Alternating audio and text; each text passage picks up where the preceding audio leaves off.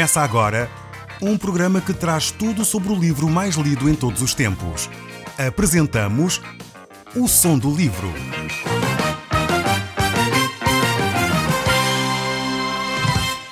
Seja muito bem-vindo. Neste podcast vai encontrar o livro mais conhecido e lido em todo o mundo. Vamos levá-lo numa viagem pela história da humanidade. Este é um audiolivro para si, para a sua família e sociedade em geral. Contextualização e comentários de Paulo Chaveiro. Que Deus possa falar consigo na próxima meia hora. O meu desejo é realmente esse. E eu sou o Paulo Chaveiro. E hoje nós estamos a olhar para o livro de Neemias, no capítulo 8. Então, se tiver a sua Bíblia à mão, eu recomendava que a pudesse abrir para nós podermos juntos começar a olhar para esse texto. Hoje eu gostaria de começar de imediato, pois temos lições muito interessantes para retirar deste capítulo 8. Vejamos então juntos este capítulo 8 no verso 1 do livro de Neemias. Diz assim: Durante o mês de setembro, certo dia todo o povo se concentrou na praça em frente à porta da água e requereu de Esdras, chefe religioso, que lhe lesse a lei de Deus que tinha sido dada a Moisés. Muito interessante este início deste capítulo 8, onde vemos o povo de Deus junto a esta porta das águas, com sede da palavra de Deus. Muito interessante esta analogia, como estas, entre aspas, coincidências se dão. Estas coincidências literárias não estão aqui realmente por acaso. Esta porta das águas simboliza essa palavra de Deus, essa sede pela palavra de Deus. E realmente só a palavra de Deus é essa água viva que pode saciar a sede da nossa alma. O povo então juntou-se ali naquela região, naquela zona da cidade, exatamente para matar a sua sede espiritual.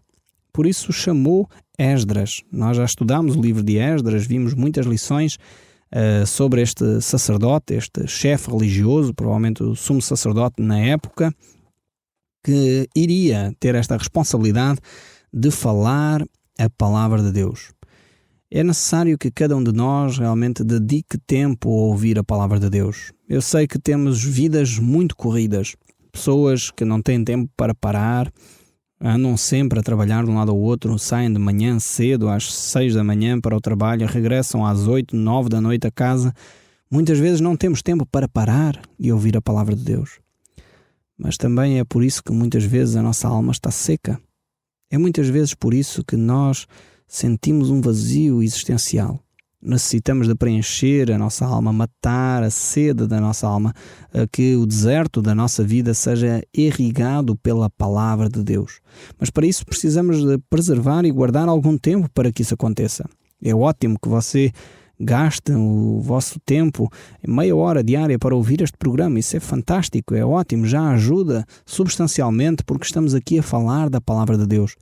Mas era importante que você retirasse também um tempo diário para si mesmo, onde você e Deus estão ali diante da palavra para ouvir aquilo que Deus tem para lhe dizer. É interessante que nesta congregação, neste grande aglomerado de pessoas, juntaram-se homens, mulheres, crianças. Houve esta gigantesca reunião onde as pessoas se dirigiram para ouvir a palavra de Deus.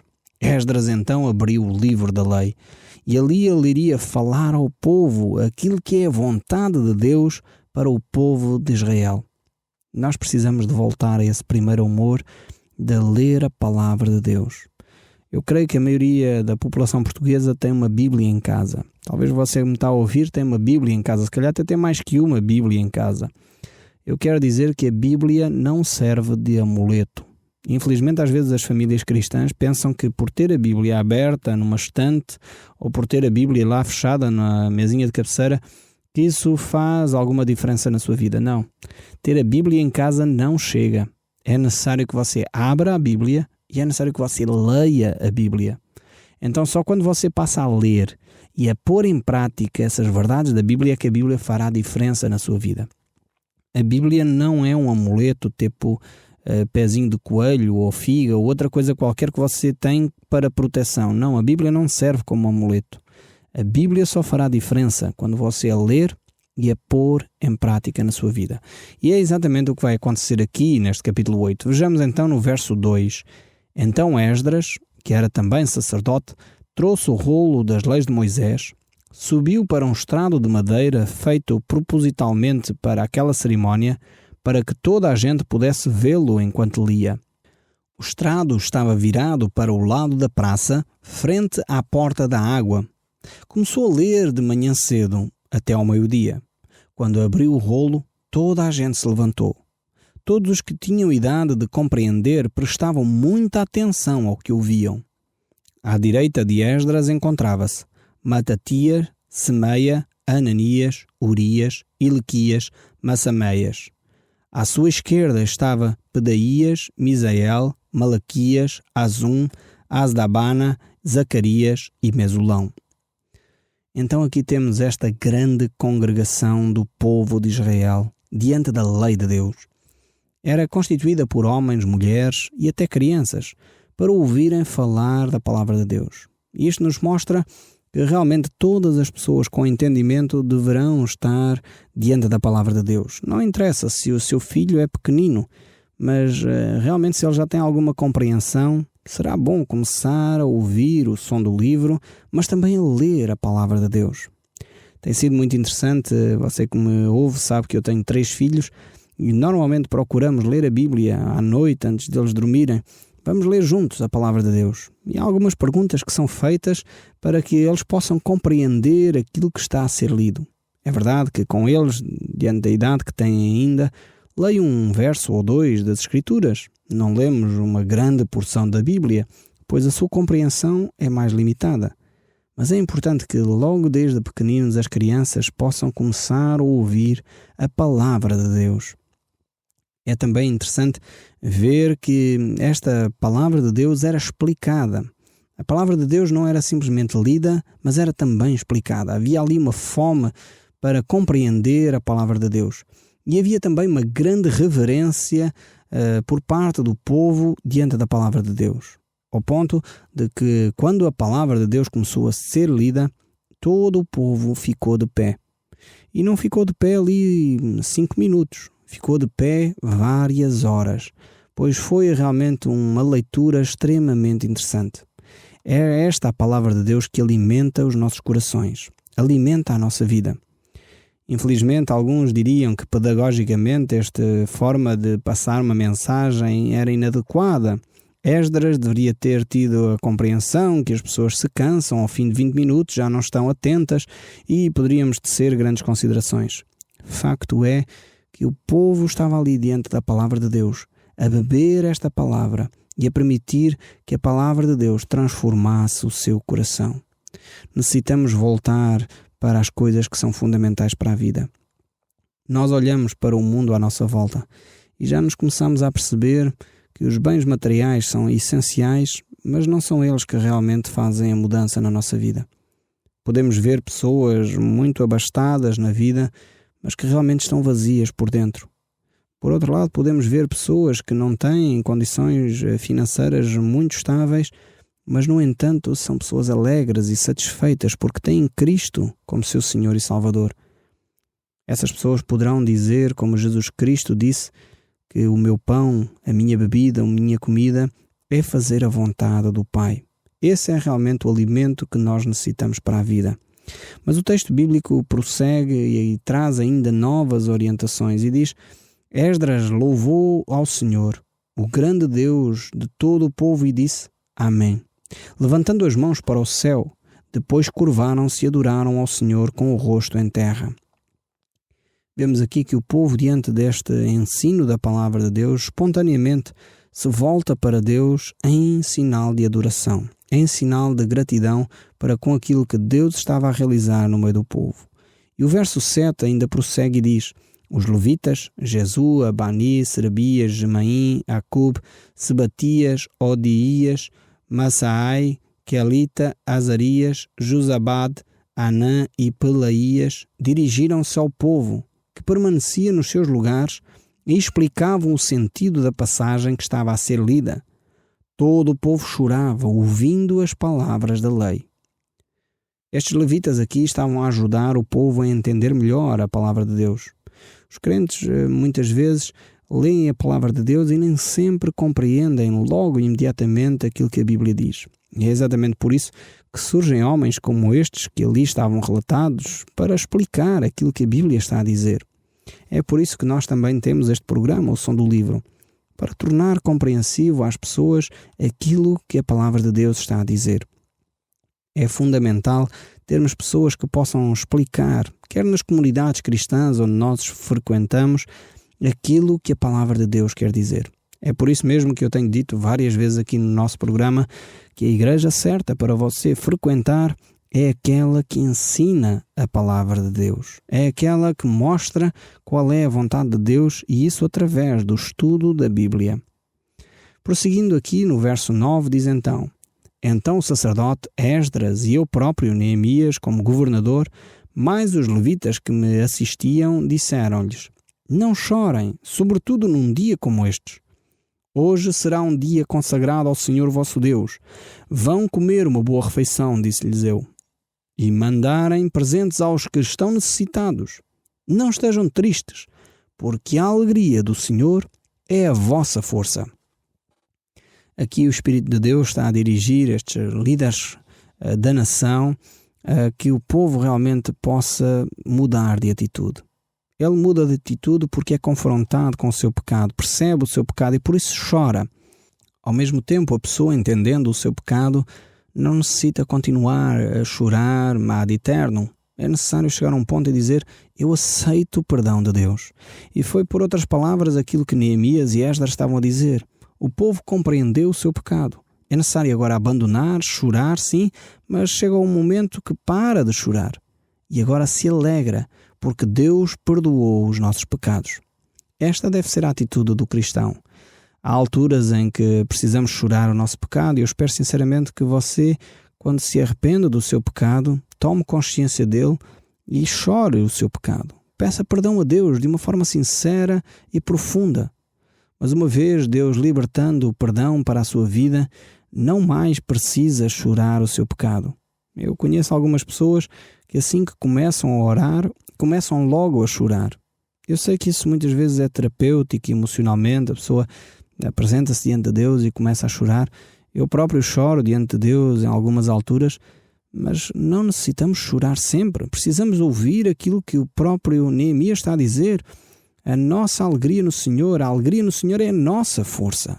E como diz o próprio apóstolo Paulo no livro de Filipenses, no capítulo 4, ele diz: alegrai-vos no Senhor, outra vez vos digo, alegrai-vos. Então, precisamos chorar o nosso pecado, sem dúvida, mas não toda a vida, não sempre que nos dirigimos a Deus.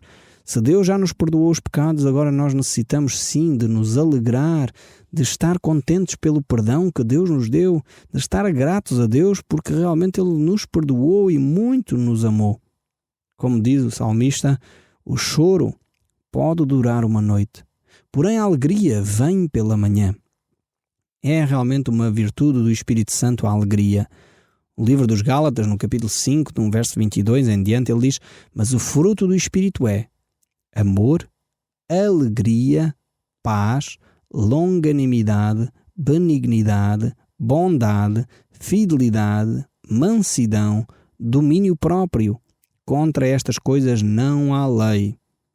Essa alegria é o maior tónico para a vida cristã. É essa alegria que é a nossa força. Quando a palavra de Deus não nos traz essa alegria e traz-nos tristeza, então provavelmente é porque alguma coisa está errada em nós e que necessita ser confessada e abandonada, necessita ser realmente dita a Deus. O próprio Jesus nos disse: a vossa tristeza se converterá em alegria e o vosso coração se alegrará e a vossa alegria ninguém poderá tirar. Então aprendamos a viver alegres. Como diz aqui Neemias, há uma terapia adequada para que a alegria seja restaurada. E nós, portugueses, sabemos muito bem como isso se faz. É em volta de uma mesa. Aqui Neemias desafia o povo a comer e a mandar presentes àquelas pessoas que estão mais carenciadas, a juntar os amigos em torno de um bom prato. Se você está triste, faça um bom almoço, convide os seus amigos para se alegrarem juntos e dessa forma poderem honrar o nome de Deus. Então, nós cristãos necessitamos aprender a nos alegrar também no Senhor, porque essa alegria é a nossa força. Então, continuando aqui no capítulo 8 do livro de Neemias, o verso 11 ainda nos diz: também os levitas sossegavam o povo. Não se ponham assim, não chorem. Este dia deve ser uma santa alegria e não de amargura.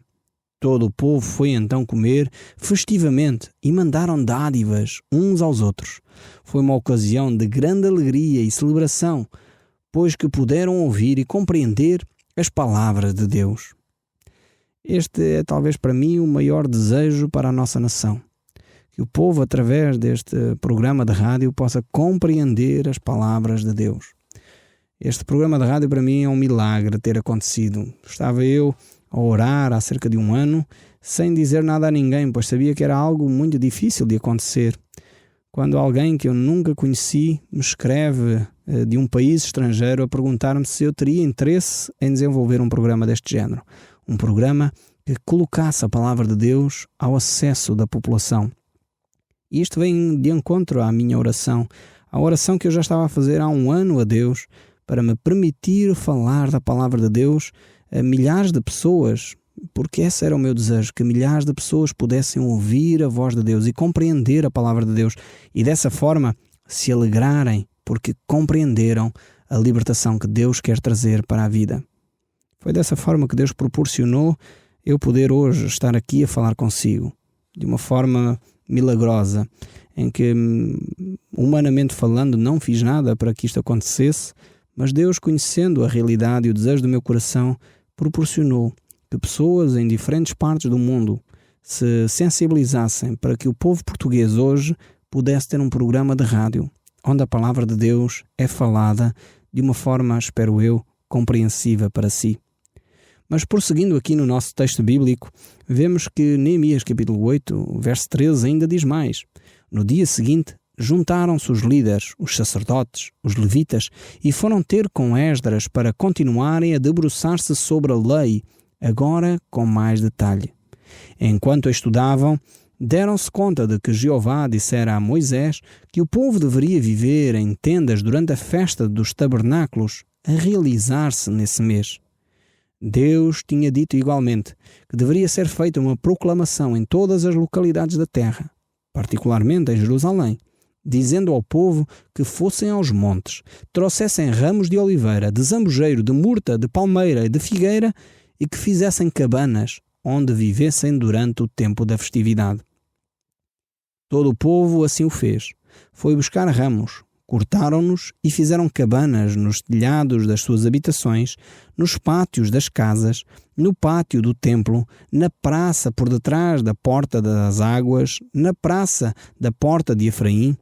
As pessoas viveram ali nessas tendas durante os 7 dias das festividades. E toda a gente estava cheia de alegria. Tal coisa nunca tinha sido feita desde os tempos de Josué. Vemos aqui como realmente as pessoas, quando se aproximam da palavra de Deus, começam a viver de uma forma diferente, começam a viver de uma forma alegre, ainda que esta celebração nunca tinha sido realizada desde Josué. Vejam bem, Moisés deu a lei, logo a seguir veio Josué, que o sucedeu na liderança do povo de Israel, e desde aí nunca se realizou esta festa. É triste quando o povo despreza a palavra de Deus, mas é uma grande alegria quando o povo começa a celebrar a palavra de Deus e experimenta essa alegria que é realmente estar em comunhão com Deus.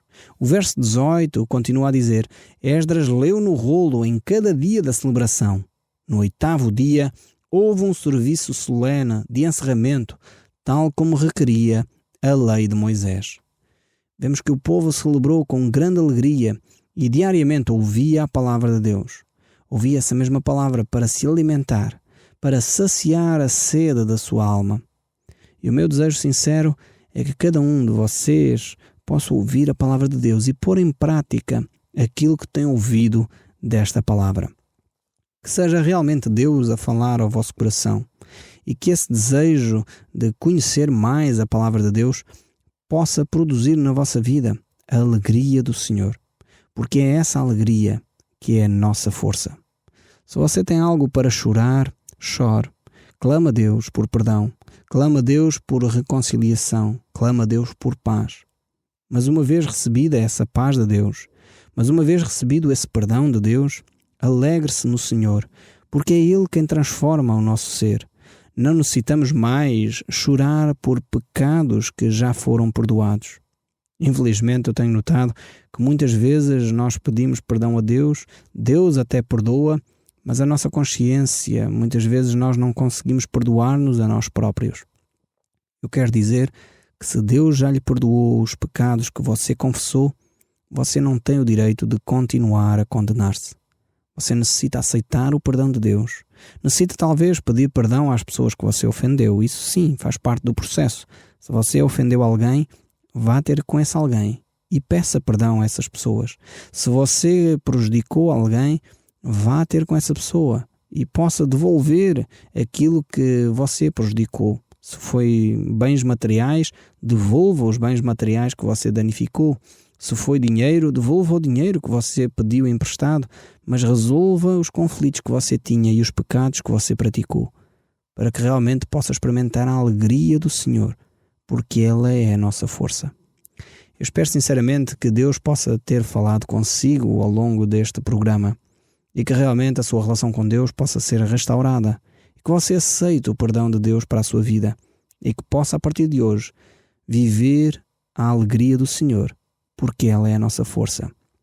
Talvez você hoje ou amanhã possa marcar um almoço ou um jantar com amigos para celebrar este dia. É importante realmente nós deixarmos marcos na nossa vida. O Som do Livro, uma produção da Rádio Transmundial de Portugal.